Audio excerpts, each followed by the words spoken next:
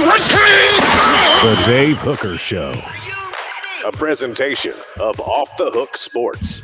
Objective insight, expertise, top guests. Available on YouTube, Apple, Spotify, and the Off the Hook Sports app. Download now for free. Also available on offthehooksports.com. I compute and obey. Now to Dave Hooker. Ready. It is a Football Friday with Fred. Fred White will join us, former Tennessee safety, and a big part of our Celebrate 98 series, which is up and running, and that's brought to you by Tennessee Cider Company. So a big show on tap, as this will be the last Friday before Tennessee hits the practice field. As again, they will report next week. They'll have their media session to open camp on Tuesday. We will be there, and they will have a lot going on the field shortly thereafter. They don't do the freshman days, Caleb Calhoun. How are you, sir? Pretty good. How are you doing, Dave? I'm well. They used to do these freshman days, and I think it helped the media more than anything. The first 2 days were freshmen only. And I can remember going out and seeing a guy named Jabari Greer. Good morning to everyone on the message board. Please hit the like and subscribe button. We appreciate you. And I thought that Jabari Greer has quick feet. He's going to be pretty good. And he was, right? He went on to play in the NFL. Yes. World track star, too. Yeah. And then a guy named Kevin Burnett stuck with him in the agility drills at, 30 pounds heavier? And I said that I think that he's going to be really, really good. So I remember the coverage of Kevin Burnett, and there was this feeling that he was a transcendent, historically great linebacker that Tennessee would have. That you're probably right on that. He looked it. And he turned out to be very good. Now, was he better than Al Wilson or Raynoch Thompson or the guys that preceded him? No. But Kevin Burnett, he looked great in practice, and he was very, very good. I think he was all. You don't think he was better than Raynoch? I think he might have been better than Raynoch. Debatable. I mean, he was an All-American. Yeah, no, that's debatable. You could take better than Raynoch. I could roll with that. We'll have Raynoch Thompson before long in our Celebrate 98 series. Maybe we'll just ask him. That could be a little bit of an uncomfortable situation. Is this guy better than you? Just wondering. Okay, so we've got a lot to get to. Colorado heading back to the Big 12. Hey now. Fred White will join us. Hey now. The 5 most important states outside of Tennessee that contribute to the Vols roster. Great recruiting piece there. Hey now. And the 10 greatest single seasons by a Vols wide receiver. So let's start with what made the rounds yesterday. And it's Jeremy Pruitt hired as a PE teacher in high school. And it's after he gets the 1-year permanent ban, the 6-year show cause. It is today's lead story, and it's brought to you by Zen Sports. And Zen Sports is changing the game. Excuse me, Zen Sports, the new sportsbook in Tennessee, revolutionizing the way you earn sports betting rewards. That means no more deposit bonuses that turn into deposit nightmares on Zen Sports. What you see is what you get with their cash rewards program. You get a lot of cash. So welcome bonus. You can get an unlimited 5% cash back on your betting volume for the first 15 days. Or when you sign up with the promo code HOOKED, unlimited 5% cash back. Keep betting, keep earning with up to 3% cash back on your betting volume every month after that. And refer friends to earn a percentage of their betting volume as cash rewards too. Zen Sports bringing the cash back to Tennessee. So if you bet big on sports, you want to be betting on Zen Sports. Zen Sports betting just got better. Finish this sentence. Jeremy Pruitt becoming a PE coach, high school teacher, which I'm sure he's going to coach on the football team. Jeremy Pruitt being a PE teacher is blank. Admirable. I'll say admirable. Okay, why admirable? Because I know he was fired for calls, so he doesn't get to take his buyout, but he collected his millions when he was coaching at Tennessee. He's got 10 years worth of money that he collected as an assistant coach before that. that probably paid pretty well at Alabama and Florida State. This isn't the 1990s. This is the era where assistants were making, even as late as early as 2009, position coach at Alabama is making what, Dave, like 300,000 minimum? Yes, and you bring up a good point because back in the 90s, these guys were making 60 and 60, 70 assistant coaches, and if Johnny Majors had up and gotten fired and lost a lot of those guys, they would have been moving towns, not with a huge bank account. So yes, if these guys have invested correctly, they should be okay. So we don't feel sorry for him financially. Right, exactly. It's not like he needs this. I think he's doing it because I will say this much with Jeremy Pruitt. Cheats in recruiting, may not be the brightest guy ever, but I think there is, his dad's a coach. I think he genuinely likes developing football players. I think that's just something he likes to do. And I mean, he could easily be somebody that still, sold his house in Knoxville, invest his money and just sit on his cash and just, go on TV or go on podcasts or say something. And he's like, no, I think all he knows how to do is coach and develop players. And I give him credit for it. I mean, it's one of those where he doesn't have to do this. And he knows he's going to get a lot of jokes for doing it, but he's still willing to do it. We're assuming he has invested correctly. So let's that's actually a question too. That's a good point. Okay, so we're it's when you got it, sometimes it's easier to spend it. So I don't know that. Let's assume he's investing correctly. What is your word on the message board? My word is apropos. It's just appropriate. It is what it is because of how bad he cheated. This is not a situation in which anybody's possibly going to hire him. I think 6 years, and that takes him into almost his mid-50s, is a long, long time. If I had to pick a second word, it would be a little pitiful. I feel a little bit bad for the man at this point in his career, even though we can argue very strongly, and I could, that he deserves it, that he could have gotten Tennessee in a lot worse situation than he already did, and it was pretty bad, and he was bad at cheating. So I could go appropriate, but I can also empathize, Caleb. It's a little bit sad. I think it also tells you his strengths, which are very clear, and they're very clear on this Tennessee football team. You look at the Jeremy Pruitt guys that have contributed last year and this year, he was a pretty good evaluator of talent. He didn't miss out on a lot of guys. I'm not saying he's a good coach overall. I'm not saying Tennessee would be better off with him. But Caleb, when you look at some of the guys that he recruited, Cooper Mays would be one. They've got that dog in them for the most part. Jeremy Banks, maybe too much, but they do have that dog in them. They've got that fight. And I think one day, 6 years from now, what would that be? 2027, 28? 29, actually, sorry, 29. 29, yes, as Caleb and I are mastering math today. I got it 7. I think he'll be a great recruiter again because I think he has a keen eye for talent. I've said this before, Caleb. You and I can determine 1 stars and 5 stars if we go out to a skills position camp tomorrow. It's the 3 to the 4s that are more difficult, and I think Jeremy Pruitt's very good at that. It's weird to see him have a skill that he's not going to be able to use with that show cause. So I can feel a little bit sorry for him if I'm sounding big-hearted. I apologize. Question: would you take him in the NFL as a scout? Well, the NFL didn't. So I would say this. I don't think he's as good of a pass rushing technician as maybe he's been called in the past. And the NFL didn't take him. I think evaluating college to pro is way different than high school to college, don't you?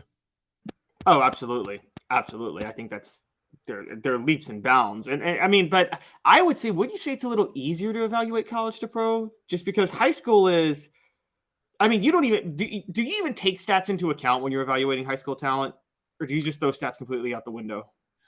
Stats mostly out the window unless they happen to be in like one of those Atlanta area, very strong high school regions. Maybe you factor that in a little bit, but how's Jeremy Pruitt going to coach a defensive end that's making $10 million, $12 million, $14 million a year, and they know his background?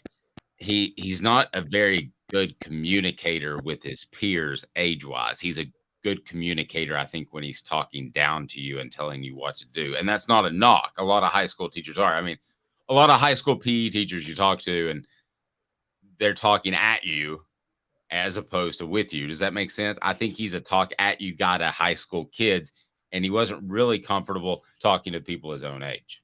Yeah, that was actually one of the problems with him when he was even coaching college, was I felt that everybody wanted the fiery coach. I think Tennessee fans have been desperate for a fiery coach ever since Philip Fulmer, who was the least fiery coach of all time. And so they kept looking for it, and Pruitt was one of those. But Dave, isn't there a line between a fiery coach and maybe losing your temper where you shouldn't?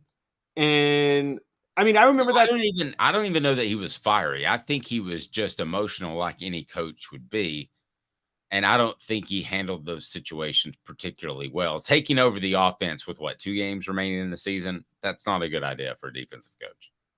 Yeah, I agree. And the thing that really stood out was, one of the things that I remember was that I don't know if you were you covering Alabama in 2019? I know you were in 2017. Yeah, 2019, yes. That was the year where Alabama hosted Tennessee, and Jared Garantano did that quarterback sneak that he fumbled the ball and was returned the other way for a touchdown. And he wasn't supposed to do a sneak. He was supposed to hand it off. And yes, Jeremy Pruitt had every right to be upset with Garantano, but he lashed out at him on the cameras, and he grabbed his face mask at one point when he was walking to the bench. And I'm like, yep. You don't do that. You know what I mean? You don't. I don't know how you feel. You don't grab a player's face mask when you're angry at them like that. You talk to them, you yell at them, you bench them. But I don't know how you feel about that. I think you don't make physical contact with players. I agree with that. Now, there's some old school guys a little bit older than me that would argue to the hilt against you in that. And they would say, no, there's nothing wrong with that. I agree with that. And I think you can say you're playing like a jackwagon, not you are a jackwagon. Do you see the difference in how I phrase that? You're practicing like a jackwagon, not you are a jackwagon. I think that's respect on the football field. It's no physical contact, which I think was part of the problem when things started to unravel for Butch Jones in practice. And I think that you just don't call somebody names. You can say you're practicing like a lazy bleepity bleep. Just don't say you are a lazy bleepity bleep. All right. Colorado decided to make some news, which they are doing quite often. Here we go. It is what the H? What the? What was he thinking? Release the hounds. The Dave Hooker Show. Keep cool. A presentation of offthehooksports.com. It's going to be the Pac-5 before long. If they're not careful, Colorado leaves the Pac-12, which does that leave them with 11 teams now? No, it leaves the Pac-12 with 9. 9. Okay. USC and UCLA are gone. Oh, that's right. Okay, so there were 9. I forgot to count them. Do we even have a Pac-12 any longer before we get into Colorado's move specifically? No, because, Dave, let's be honest. Oregon and Washington are going to do whatever they possibly can to get out of the Pac-12 right now. They'll take less money to go to the Big Ten than to stay in the Pac-12. I agree. So we would be at Pac-7. 7. Would they take the Fresno States of the world? But they're not Power 5 at that point. The only thing that would keep them afloat would be, because, look, Arizona and Arizona State, one of those schools, those two are going to the Big 12. They're gone. They are gone. It's very clear the Big 12 wants to corner the 4 corners for 4 quarters states. So those two are gone. Utah's probably gone. I think Arizona State, and Utah are all headed to the Big 12 very soon.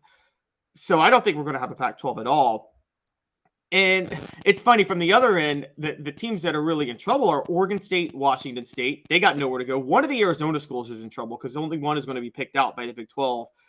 And I think Stanford and Cal are in trouble. Everybody thinks because they're good in every sport that Stanford and Cal bring some value. Dave, I don't think they bring any value to it. I think in the whole new era of realignment, do you really think Stanford or Cal brings any value at all to a conference? Maybe if you had just the right fit where you needed some academic integrity, but I'll look at the conferences now, and the SEC has its Vanderbilt, and the SEC is predicated more on football. I know they're student athletes, but yeah, they're athletes. And the Big Ten feels like they're academically superior anyway. So I don't know why you would pick Stanford up. But Would the Big Ten or SEC or Big 12? I guess we're assuming the Big 12 would pick up any of those schools you just mentioned, right? I think the Big 12 would pick up Utah and one of the Arizona schools. I don't think they pick up Stanford or Cal. And I don't think Oregon and Washington want to go to the Big 12. I think Oregon and Washington want to get into the Big 10 and will do whatever they possibly can to get into the Big 10. Okay, if you're the Big 10, what are you waiting on? Why aren't you taking Washington and Oregon? I think here's why I think they're not, is they want to see how this whole traveling across country to LA 38 million times a year works out. That's my theory. And then if things work out after fiscal athletic year 2023, 2024, then yes, they could add a Washington, Oregon. That's my theory.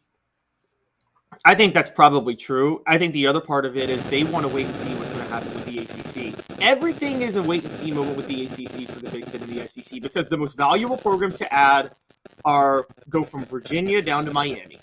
There's about 7 programs that the SEC and Big Ten would both love to have: Virginia, Virginia Tech, NC State, North Carolina, Florida State, Clemson, Miami. Those 7, I think, have a home if they leave the ACC immediately. And I think the Big Ten and SEC see more value in those conferences than they do in the Pacific Northwest. And that's why I think they're waiting on. All right. Please click that like button if you haven't subscribed at this point. We'd greatly appreciate that. And also turn your notifications on, as we will have the Vol Report with Cooper Mays and the Vol Report with Jacob Warren coming up later today. So that'll be good. And also the clips have been nonstop coming from Caleb Calhoun. So the YouTube channel is kicking it. So make sure you've got your notifications on, hit that like and subscribe button. Again, I know we've asked this question before, but I want to ask it one more time, especially given what's happened. And you have a Colorado that's willing to change conferences. I believe what you say with Washington and Oregon. Let me ask you this. Would you take any of those teams if you're the SEC? Out West? Yeah. No, I wouldn't. I'm not opposed to expanding outside of the SEC. I guess you would say South area. I think the SEC at this point, what they're trying to do is they're trying to add a school from every state that was either in the Confederacy or a border state. And so they're using the Civil War as the parameters of the teams that they're taking.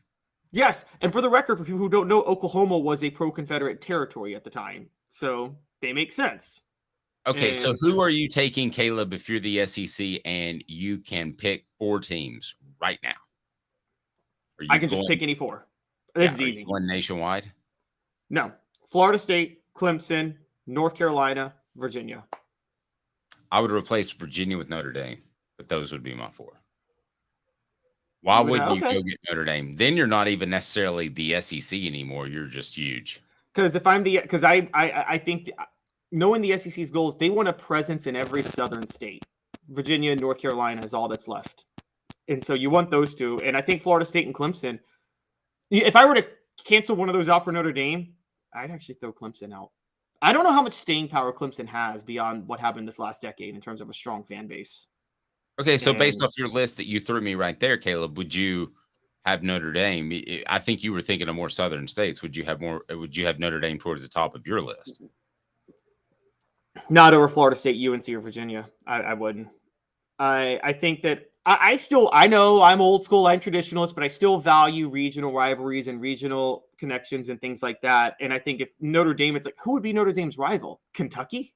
Like, who would be the team that Notre Dame, that you circle, like Notre Dame playing this team on a regional fight? By the way, they're not just in Indiana, they're in northern Indiana. Yes, Amish country. Mm-hmm. I know that because John Adams refuses to stay anywhere but a Marriott property, and you have to drive through an Amish town to get to a Marriott from South Bend to Indiana in the middle of the night. Just saying. So I think it would be weird for Notre Dame because you can't have a tough non-conference slate as they have, which would be like Southern California. Who are the teams that they traditionally play? They traditionally play Michigan, pretty good USC, Michigan State. So Boston College. What rivalry would they have that they would keep? Would they try to keep Southern California? Is that it? Or are they done? That they can't keep USC and Michigan. So one of those is done. I think I think you probably scrap for travel purposes. You probably scrap USC because Notre Dame's already going to have to travel a lot playing in the SEC, and at least with Michigan, you don't have to travel that much. Interesting. Will there be more dominoes that fall? But Colorado, getting back to that, good move by them to go to the Big 12. Great move. I think the Big 12 they're the most forward-thinking of the three conferences. There's three power conferences now: Big 12, SEC, and Big 10. And the Big 12 is the most forward-thinking because they have to be, because they don't have the traditional schools that the SEC and the Big 10 do. They're thinking more along the lines of a level of creativity, and I think the Big 12 long-term is going to have staying power because of that. I think right now what we have to say up front, Larry Scott may go down as the worst commissioner in the history of any sport. The Pac-12 commissioner, because the Pac-12 I always thought was the most. I knew the SEC and Big 10 were fine, but I always thought the Pac-12 would naturally be stable just because it was the only power conference out west, and you really have to screw that up to cede power back to the Big 12. All right, 2 minutes of Football Friday with Freddy's Caleb Calhoun. I'm Dave Hooker. Stay tuned. Back with you in 2 minutes of Football Friday with Fred. Fred White will join us up next. He's Caleb Calhoun. I'm Dave Hooker. And Craving Wings South North Shore location, where we've heard people say that you can get the best wings in East Tennessee. Pero ¿quién es este? El número 87, Jacob Warren. I'll just do 6 of my sauce 87, please. Imposible, señorita. Dale 6 más. Look at these wings. Perfectas, deliciosas, fantásticas. Man, I don't know what you're saying, but it sounds awesome. How do you say fresh, never frozen in Spanish? Frescas, nunca congeladas. Make your way to Craving Wings and get you 6 más. But what was funny about Cadis, we were a full continuum of care at that time. We had detox, we had inpatient, we had outpatient. So we were doing a lot of the things that we do now. But now we just do them so much better. It's really a simple program, but we're complicated people. I am what I am, and now I got to do something about it. You can take your life back. Call Cadis today. Got cataracts? We can fix that. Never miss another moment. With a little help from Doctors Campbell, Cunningham, Taylor, and Hahn at cctis.com. Do you want to own the more that owns every job? Then get to Vassey Lawn and Garden in Cleveland and get you a Toro. I'm David Vassey, here to talk to you about Toro. With a Toro Zero Turn, you'll get more out of every minute and you'll reach the finish line faster. At Vassey's, we like to say, no matter if you're mowing 3 acres a week or 11 lawns a day, homeowners and business owners alike find confidence in equipment they can trust from top to bottom. Vassey Lawn and Garden, Highway 60 North in Cleveland. Man alive, it's worth the drive. Our family has been creating jewelry since 1986, each piece unique with a story all its own. I'm Rick Terry with Rick Terry Jewelry Designs. I'm a jeweler, and I want to be your jeweler. We're grateful that you chose us to be Knoxville's best jeweler. My family and staff look forward to serving you. So please come see us. Kingston Pike and Campbell Station Road in the heart of Farragut and downtown on Gay Street, right next to the Tennessee Theater. What's up, everybody? This is Jacob Warren, asking you to like, subscribe, and share. Dave needs this. Objective coverage. Hey, that's new. If we get caught, we're going to jail. The Dave Hooker Show, a presentation of Off the Hook Sports. YouTube, Apple, Spotify, and the free Off the Hook Sports app. I'm going to need to see some identification. Back to Dave Hooker. Welcome back. Fred White to join us here in just a moment. But first, all this Shohei Ohtani has me thinking. Shohei Ohtani, in case you don't keep up with baseball at all, he can pitch, he can hit, he can do it all. He's the entire circus coming to town. And he is probably going to be a free agent at the end of the year. He's probably the best natural athlete in baseball since, in a different way, it's a different generation, since a guy named Babe Ruth. People just don't. If you may be a college baseball fan and think that guys hit and pitch, they don't do that in the major league. Who's the best? So I'm going to say he's the best natural athlete in baseball, maybe since Babe Ruth, considering it contextually. Caleb, who's the best athlete in the history of Tennessee football? Natural athlete? just natural walk on the field, I'm good. And if you can top mine, then I'm giving you a Hooker t-shirt because mine is number one and there is no competing.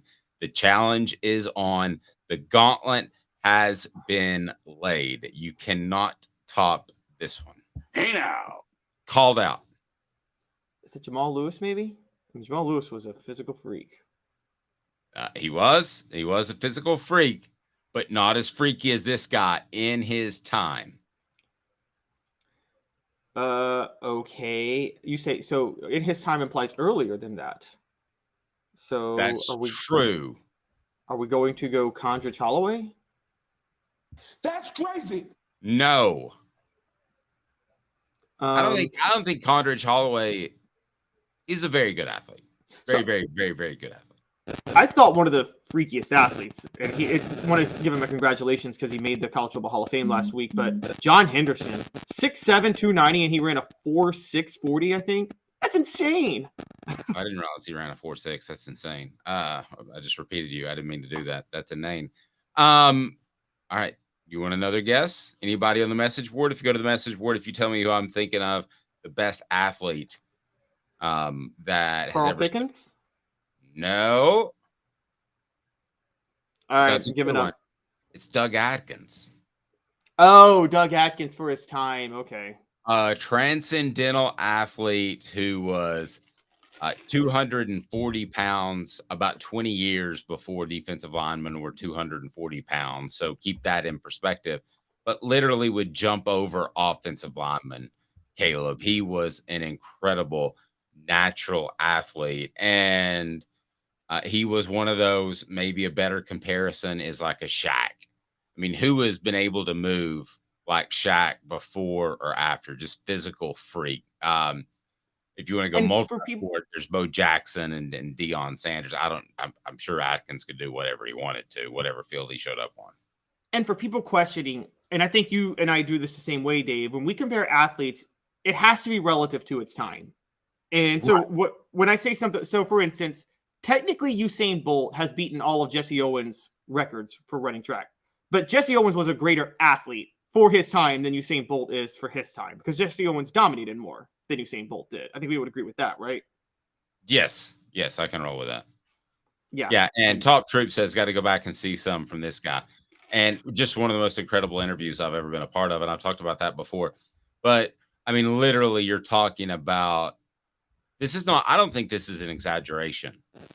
By the way, I played last night with the Golden State Warriors against my son. It was the all-time Warriors, so it's basically just the team that won a championship with Wilt Chamberlain. He still beat me by 18 points. But I think Doug Atkins is basically Wilt Chamberlain of football for that era. I think he was that good. Yeah, I could absolutely roll with that. The crazy part about Wilt Chamberlain that you say that is Wilt Chamberlain could actually have run with those Golden State teams. He was ridiculously fast. I was reading about his, for a guy that big, he could have played in these type of offenses that the NBA runs today if he wanted to. He was also an incredible racquetball player. Did you know that? Did not know that. Interesting. Okay, go ahead and pull that up if you can on the screen. Just go racquetball player Wilt Chamberlain. And imagine him standing just in the middle of the court, and you had no way of hitting the ball around him at any point because it's all a game of positioning, just like rebounding. Have you found a picture of Wilt Chamberlain before we get to Fred White on the cover of Racquetball Inc. magazine? It's Racquetball Inc. magazine. Okay. I have no idea if it's Racquetball Inc. I don't know if they I thought that even incorporated back then. But I see a picture of him playing volleyball, and he apparently dominated with that too. You know who else plays volleyball, don't you? Who? Thank you, Nico. Yes, he plays volleyball. Just saying. Seeing Wilt Chamberlain's body playing beach volleyball makes you see this is how he got 10,000 women. Well, that's the thing that people don't realize. Like a lot of times, these guys get bigger and out of shape later in their lives, but. There was a time where Shaquille O'Neal had a six-pack, and I know that sounds crazy, but best natural athletes to play Tennessee football as Shohei Ohtani looking for a new home, it appears, or could stay, of course, with the Angels. But who else comes to mind as just far as great natural athletes on Tennessee. If you go back to, I think Condridge is a very good one. You know your Tennessee football as well as anybody. Can you go back any further than that? Well, even recent. What about Jason Witten? I mean, that was a natural athlete when you look at his size and his speed. Yeah, and still to this day, there are a lot of people that were involved with that football team that says Jason Witten would have been every bit as good of a defensive end as he would have a tight end. And I don't know if that's true or not, but that he made the switch pretty easy, and he was statistically is Tennessee's most successful tight end of all time. Is that right? I think he might be. There were probably some other ones. I'm trying to think. I know Luke Stalker had a pretty good statistical season in 2009. I'll throw one at you, not just because he's going to be on the Celebrate 98 series, but when you stand next to Deion Grant and you realize he's a true 6'5" or 6'4", and the way he moved, that's one that takes you aback. Sometimes you stand next to these guys, and I'm sure you stood next to Peyton Manning. Peyton Manning's a solid 6'5". He's not kind of 6'5". He's a solid 6'5". So that you have to consider size speed ratio. So, but another one that deserves to be in the conversation is Albert Hainsworth. Yes, he was. If Albert Hainsworth, and he would admit this, had a little bit more of a mature approach towards football, he already made what? Over $100 million, because he got franchise tagged twice. He got the $30 million from Washington. So he already did really well. He could have been a guy who made even more, 150, 175 million. He's probably just right at over 100 million. Portions of the program brought to you by Craft Treats. Think of some more for me. These guys don't need Craft Treats because they're doing just fine. Go to crafttreats.com. Use the promo code Off the Hook. The promo code Off the Hook and get 20% off. That promo code will get you 20% off the chill pills, which are awesome if your pet is suffering from digestive issues, arthritic issues, or perhaps even just anxiety. Crafttreats.com. Use the promo code Off the Hook. So who else is on that list? I got a Deion Grant on there for you when I think size speed ratio. I mean, go ahead. What about Leonard Little? Yeah, I would think has to be on there. I would definitely think Leonard Little would be on there. He is, he was just, even in the NFL, he was just an incredible athlete. So Fred White set to join us here momentarily. Practice will open next week. And what do you want to see if you're Josh Heupel out of the first week of practice? I mean, I want to see who's rotating where at the offensive line. I think that's a big question. That's probably one of Tennessee's biggest questions. And the cliche is to say you want to see Joe Milton, but I think we saw in the spring already what we needed to see from Joe Milton. And so I don't feel like Joe Milton I don't think that's going to change much. So I want to see who's rotating where on the offensive line. I also want to see who actually gets more reps in the slot. Is it Squirrel White or is it Dante Thornton? Because I think we know who's stepping up at wide out for Tennessee. And I want to see how he rotates the defensive backs, because I think that's a big, big question over who's going to, Warren Burrell is back. I don't think Warren Burrell played in the spring, did he? Because he was still hurt. Right. And so he's going to be back. So who's getting those reps at cornerback this year? Because everybody knows they need some help there. So that's what I really want to see. Reps at cornerback. The other thing that if I'm Josh Heupel, I want to see early in spring practice. I don't care if it's Omari Thomas or who it is, but I want to see somebody winning battles against the guys that are pretty nasty on this offensive line. I think you've got an offensive line right now that's got a mixture of some guys that are nasty and a mixture of guys that are talented and to get nastier. So I'm going to talk trenches first. One of the things, this is based off conversations I've had with some people within the program, you'd like to see Gerald Mincey just be a dog. And he's an extremely talented offensive lineman. I'm not taking anything away from Crawford, who's very tough, but I think you'd like to see him step up. And then I think you would like to see maybe an Addison Nichols take a big step up. And I think that has to do with a big time psychological move that he has to make to want to be that type of dog that wants to battle. And then I want to see somebody, whether it's an Omari Thomas or whoever it might be, Caleb, I want to see them beat Cooper Mays once or twice. I think he is an example of a talented player that has a lot of dog in him. But if a guy can beat him up front once or twice, it means he has made a major step. So I'm not rooting against Coop in any stretch of the imagination, but I'm going to go ahead and tell you that, somebody up front needs to show that they are an angry football player. And Caleb, I don't know that we've seen that out of a lot of guys on the offensive line that are going to be expected to step in and play some real snaps. And I don't think we've seen it consistently on the defensive line. You? No, we haven't. We have seen it from Cooper. I mean, I remember Cooper blocking against, I always forget his name, but the 400-pound lineman from Florida last year. You know who I'm talking about. Yeah, I can't remember his name either. And I mean, I saw some anger in that one. And I remember Hendon Hooker played with a little bit of anger, funny enough. More moxie than a lot of other guys. I remember him running, getting tackled by a Florida guy, and him getting up and, very, very measured Christian Hendon Hooker just looked like he was cussing out the guy. And so I think that I think you sometimes see it on offense. I agree.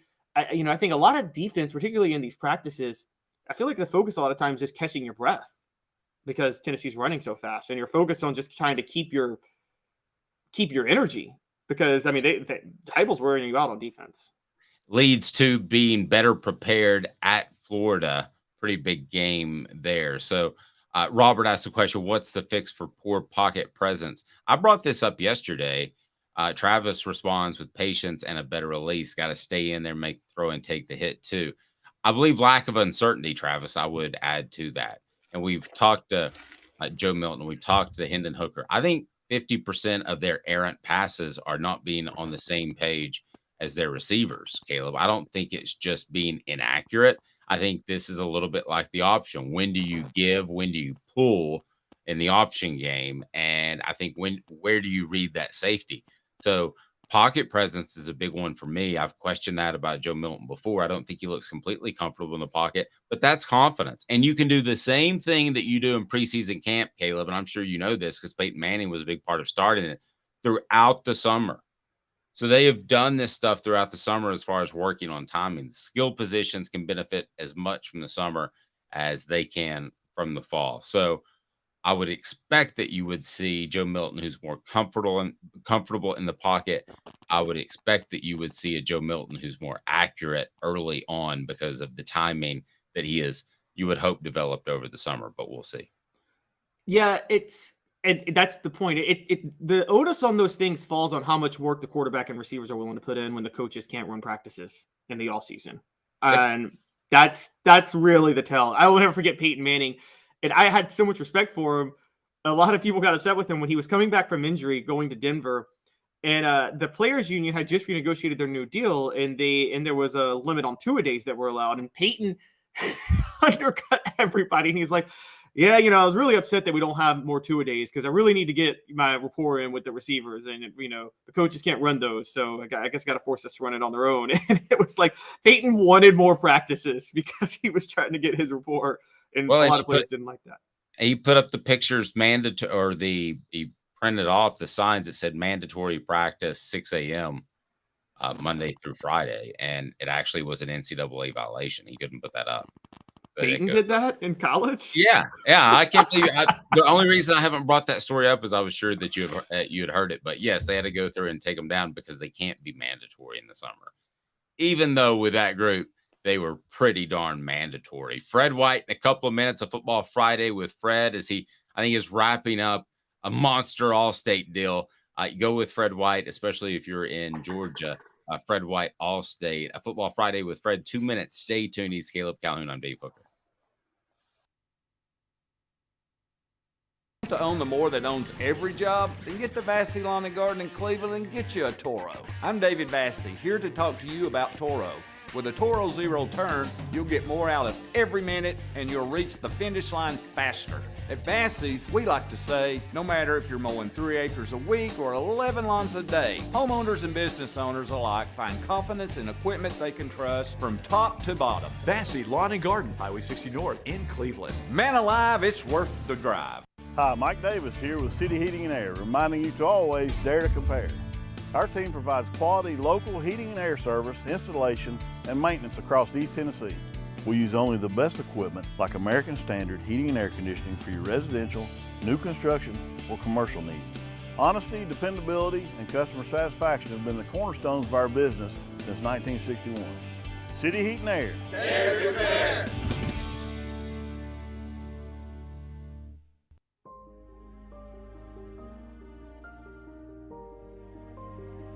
Our family has been creating one-of-a-kind pieces of jewelry in West Knoxville since 1986. Each piece is a combination of unique processes that bring your idea to life. Every day in our shop, a truly special item with a story all its own is being manufactured in our facility, bringing the history and family sentiment into a whole new generation of life.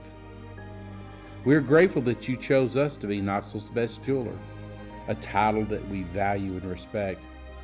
Because to me, being a jeweler and owning a jewelry store are not the same thing. I'm Rick Terry, I'm a jeweler, and we want to be your jeweler. Kingston Pike and Campbell Station Road in the heart of Farragut, and downtown on Gay Street right next to the Tennessee Theater. With all that sun, sand, and salt water, the beach is a very relaxing place. Unless you wear contacts. Ow! Open your eyes to the best the beach has to offer with LASIK vision correction from Campbell Cunningham Laser Center. Ah.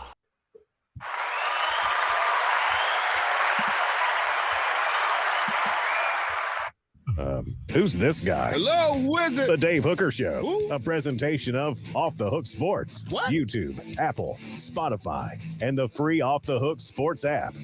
Back to Dave Hooker. Check out offthehooksports.com, recent redo that we're pretty proud of. And also, Caleb, some pretty good content up there as well. Give us a rundown this afternoon and this weekend. I'm going to have a feature story on Joe Milton that I'm looking forward to putting together. And also, who is the one Tennessee football player that you would like to put in bubble wrap right now and not let him get hit, not let him cross the street because he could trip and fall. Something could happen. The most important player, the player that has to stay healthy on this Tennessee football team is someone that I will tell you about is someone that I will tell you about on offthehooksports.com. Okay, I don't want to spoil it. Teasing the biz, Caleb. All right, so what else we got online before we dive into some recruiting info? Go for it. So we've got the 10 greatest seasons in history by Tennessee football receiver. We've got the 5 most important outside states contributing to the roster. We're going to talk about a couple of those. I got an article today coming out. I meant to get this out yesterday. We're going to have it out today for you guys about how this new NIL law that's proposed by Congress is a completely billionaire manufactured law to protect the boosters from themselves because they're tired of shelling out money for players and they don't want to have to do that for their teams to win. So they want a law to protect them from choosing not to shell out money. Are you telling me the rich want to get richer? Yes, the rich are trying to protect themselves from themselves. It's the same thing with a hard cap in football. And I don't know how you feel about it, Dave. I used to be for it, for competitive balance. I hate the hard cap in football. I really do. I'm like, that is the only reason the hard cap exists is because one owner doesn't want to be forced to spend a lot of money if another owner is willing to spend that money. So they're like, please save us from ourselves. Well, why don't you figure things out yourself? Yep, pretty true. Today's tough question is, how about right now? Today's tough question. Take a side. Take a stand. The Dave Hooker Show, a presentation of offthehooksports.com. The most important state that contributes to Tennessee's roster is, that's today's tough question, brought to you by Andy Mason, AndyMasonRealEstate.com. With Andy Mason, you'll know that you will get the best price and services in the biz. AndyMasonRealEstate.com. What's the most important state when it comes to Tennessee football recruiting, Caleb Calhoun? Georgia.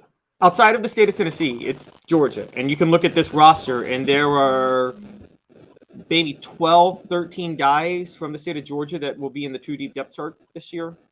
And so the question was, to me, became after doing this was not what's the most important state. It's what's the most important state after Tennessee and Georgia, because Georgia is obviously I feel like Has there ever been a moment in Tennessee history, Dave, where Georgia wasn't the second most important state, at least? No, I don't think so. But let me ask you this. Would you argue Georgia over Tennessee? Take out the emotions of losing like guys like T. Higgins, and it's embarrassing and it hurts your recruiting as a whole more than just the prospect. But if you could dominate Georgia or dominate Tennessee, could you make an argument that Georgia is more important to Tennessee's college football recruiting than the state of Tennessee? Or does that just sound too crazy to accept? No, easily. It's easily true. It's easily true. And now the thing is, the only reason Tennessee's more important is because you can't dominate Georgia because Georgia's there. But if Georgia wasn't there, I mean, right. If Georgia went out of business, they moved to Europe like the Jacksonville Jaguars will do eventually, and Tennessee could call that Tennessee South, they'd be in pretty good shape. I think we could agree with that. Yes, they'd be in amazing shape. The only reason, the thing that's helping, the reason Tennessee stays the most important right now is Cooper Mays and Jacob Warren on offense, funny enough, but on defense, the whole defensive line is Tennessee. Tyler Barrett, Amari Thomas, Bryson Eason. I mean, that's all Tennessee. Elijah Simmons, that's all Tennessee right there on the defensive line. And Arian Carter now at linebacker, who I think is, you and I both think, is going to be a superstar.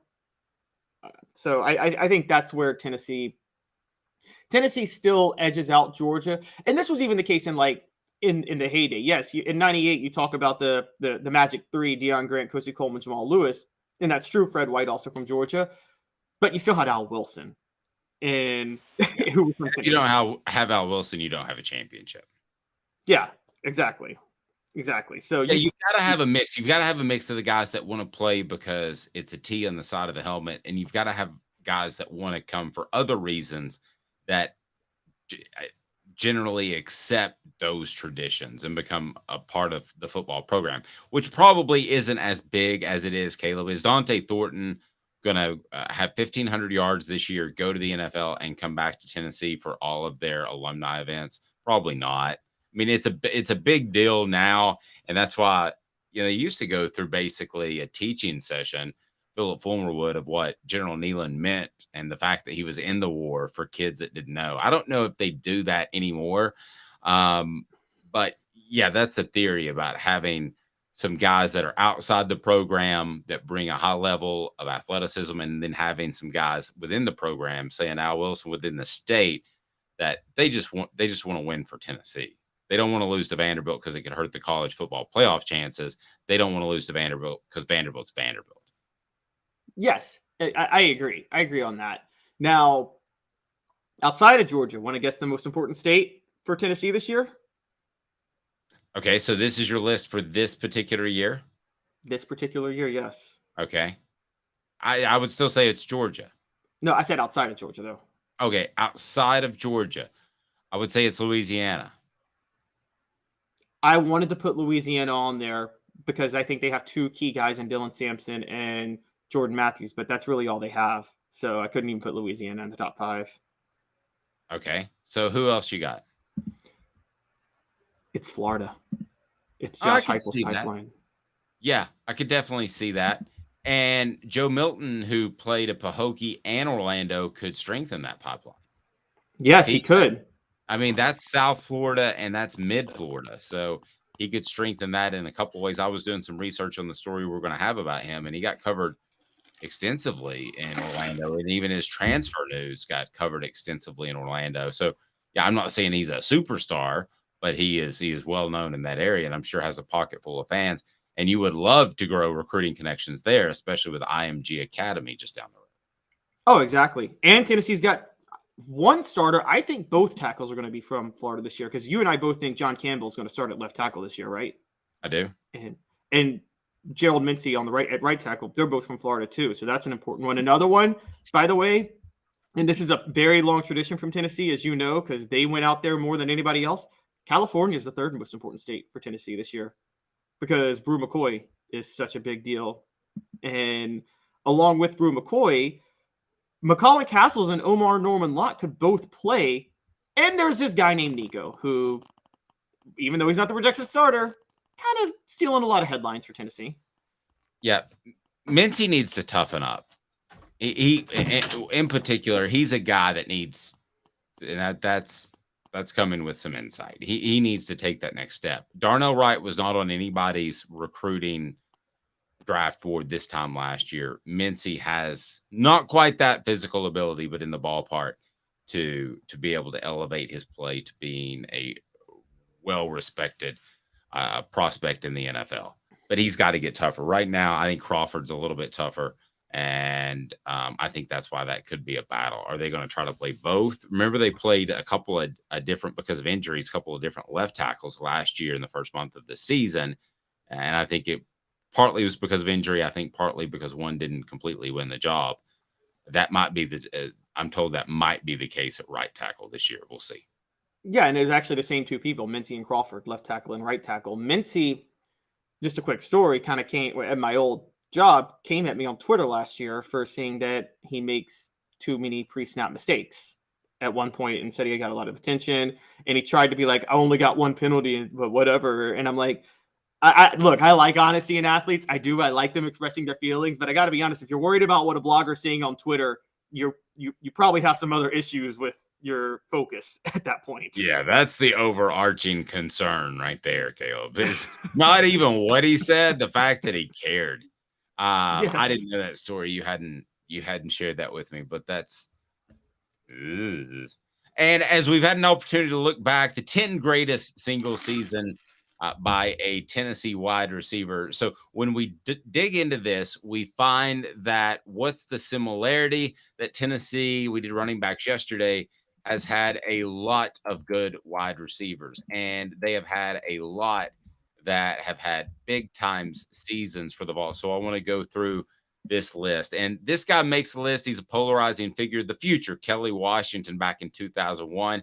He was number 10. I don't know your thoughts on Kelly Washington. I think that he was, I think he came out a little bit strong and then was going to turn things around and be a beloved player. I think he worked incredibly hard, but with a neck injury, he didn't have a chance to correct his image, which I think went south when he's pointing up at the stands and that sort of thing. But I thought actually Kelly Washington was going to turn into a very good teammate and football player, which probably stuns a lot of people on the message board.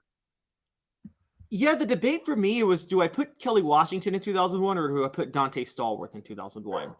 And I went with Kelly just because Dante missed 3 games. But I will say that had Dante played the whole season, Dante probably would have been the one on this list and not Kelly Washington. But Kelly going over 1,000 yards, that 256 receiving yards game against LSU, you just can't ignore. Larry Severs, 1975, 41 passes, 840 yards. We're talking a different time, but Larry Severs is one of the beloved players in Tennessee football history. That's number 9. He started wide receiver U. I mean, he literally started it at Tennessee. In that 75 year, 840 yards in 1975 is like 1,400 yards now. So that's, the stats aren't fully there, but I wrote this out. With the exception of Willie Gault and Carl Pickens, I feel like if you're an All-American, you automatically make this list. And the only reason I left Willie Gault and Carl Pickens off is because they kind of made it more as return specialists and receivers, not just receivers. You know what I mean? So I didn't think that, not that Carl Pickens wasn't a great receiver, but let's be honest, Carl Pickens was just as well known for his electrifying ability in the punt return game. Yep. Give us some of your thoughts, best receivers in Tennessee football history as far as a single season.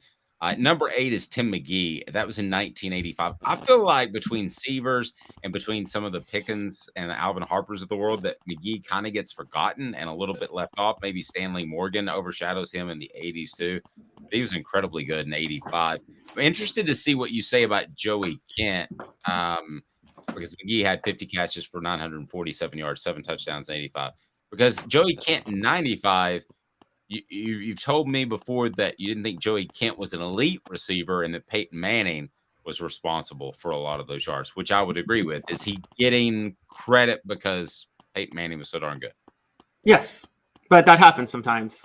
Mm-hmm. I mean, look, the person I have number 1 on this list, I wouldn't take him over a lot of the receivers on this list, but he still had the best season because he was in the right scheme. And I mean, production matters. Joey Kent had back-to-back 1,000-yard receiving seasons. It was because of Peyton Manning. I mean, Tennessee produced a 1,000-yard receiver in 95, 96, and 97. They had this guy playing quarterback for them in 95, 96, 97 that, just kind of had a huge role in that. But Joey Kent got 2 of those. And I think the 95 one was a bit more impressive than the 96 one. Yep. You had Justin Hunter, number 6. I thought he had the physical ability that he could have run with the Alvin Harpers and those guys. I don't think there's any question. And I say that knowing that he ran with some pretty good ones, Derrick Rogers and Cordero Patterson,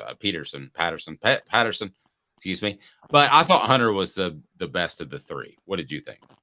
I did too. And for all of Dooley's faults and had a lot of them, he actually did well coaching receivers. But as you know, that was the one area of football he knew well. He's not really a ball guy, unfortunately. He didn't know X's and O's that well, even though he hates it when you say he's not really a ball guy, by the way. He gets really mad. But like you and I both know he's not a ball guy.